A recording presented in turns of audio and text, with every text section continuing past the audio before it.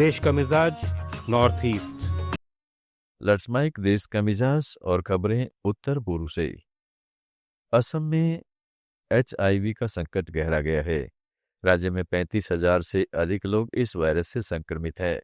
2023-24 में 7,274 नए मामले सामने आए, जो पिछले सालों की तुलना में बढ़त दर्शाते हैं। राज्य की अनुमानित एचआईवी प्रसार दर 0.08% है, जो राष्ट्रीय औसत 0.2% से कम है। लेकिन इंजेक्शन ड्रग्स के उपयोग से अब 65% नए संक्रमण हो रहे हैं, जो पहले हेटेरोसेक्सुअल संबंधों से ही होते थे। केंद्रीय जिले जैसे कामरूप, मेट्रो, नागांव और कछार के सबसे ज्यादा मामले दर्ज हैं।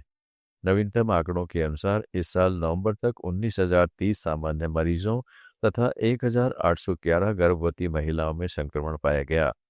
एड्स प्रिवेंशन सोसाइटी के अध्यक्ष डॉक्टर SI अहमद ने चेतावनी दी है कि हेरोइन और याबा जैसे ड्रग्स के बढ़ते चलन की वजह से वास्तविक संख्या इससे कहीं अधिक हो सकती है।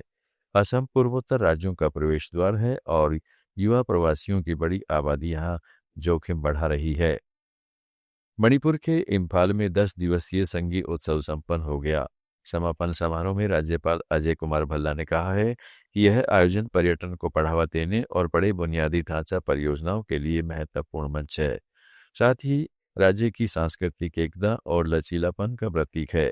हालांकि उत्सव के दौरान जातीय हिंसा से विस्थापित लोगों और कई नागरिक संगठनों ने इसका पुरजोर विरोध भी किया।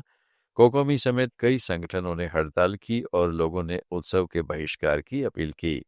इम्फाल में प्रदर्शनकारियों और पुलिस के बीच झड़पें हुई, जिसमें आंसू गैस के गोले छोड़े गए और कई लोग घायल भी हुए। विस्थापित लोग अपने गांव में सुरक्षित वापसी की मांग कर रहे हैं। उनका कहना है कि जब हजारों लोग राहत शिविरों में हैं, तब उत्सव मनाना उचित नहीं है। दूसरी ओर राज्य सरकार का कहना है कि ये कामयाब आयोजन बताता है कि मणिपुर में हालात सुधर रहे हैं। लेट्स माइक देश का मिजाज नॉर्थ ईस्ट।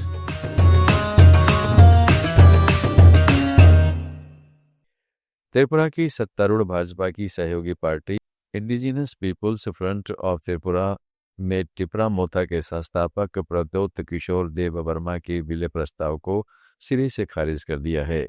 अगरतला में केंद्रीय कार्यकारी समिति की बैठक के बाद महासचिव स्वपन देव वर्मा ने पत्रकारों से बताया कि प्रद्योत की वन नॉर्थ ईस्ट मंच के तहत एकीकरण की अपील में टिपरा मोथा का ही वर्चस्व दिख रहा था, इसलिए वे अपनी अलग पहचान और तिपरालैंड की मांग छोड़ने को तैयार नहीं है।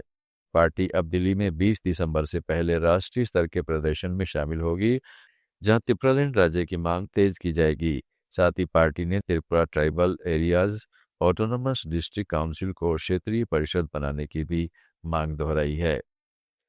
अरुणाचल प्रदेश में 15 दिसंबर को पंचायत और ईटानगर पासीघाट नगर निगम चुनाव के लिए मतदान होगा। मतगणना 20 को होगी और पूरी चुनावी प्रक्रिया 23 दिसंबर तक समाप्त हो जाएगी। जिला परिषद की 186 सीटों पर 440 उम्मीदवार मैदान में हैं।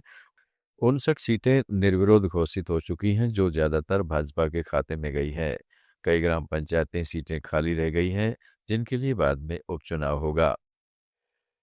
मिजोरम में गोरखाली समुदाय को राज्य स्तर पर ओबीसी दर्जा देने के प्रस्ताव पर विवाद बढ़ गया है। पर्यावरण और सामाजिक न्याय केंद्र ने कहा है कि इससे मिजो युवाओं के लिए सरकारी नौकरियों में आरक्षण कम हो सकता है।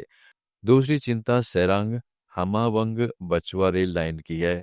संगठन का कहना है कि प्रस्तावित मार्ग नदियों और जल स्रोतों को नुकसान पहुंचाएगा, जिससे आइजोल सहित पूरे राज्य में पानी का संकट हो सकता है। इन दोनों मुद्दों पर सरकार से सावधानी पूर्वक फैसला लेने की मांग की जा रही है। नागालैंड की राजधानी कोहिमा में निवेश एवं विकास प्राधिकरण की राउंड टेबल बैठक हुई। इसमें फ्रांस, आयरलैंड, ऑस्ट्रिया और ब्रिटेन के राजदूतों व प्रतिनिधियों ने हिस्सा लिया। उन्होंने नवाचार, शिक्षा, स्टार्टअप, डेयरी, खेल और सतत पर्यटन में सहयोग पर जोर दिया। फ्रांस ने 2026 के नवाचार वर्ष में नगा स्टार्टअप्स को आमंत्रित किया, जबकि कृषि और पर्यटन मंत्री ने जैविक खेती व शांतिपूर्ण निवेश के अवसर गिनाए।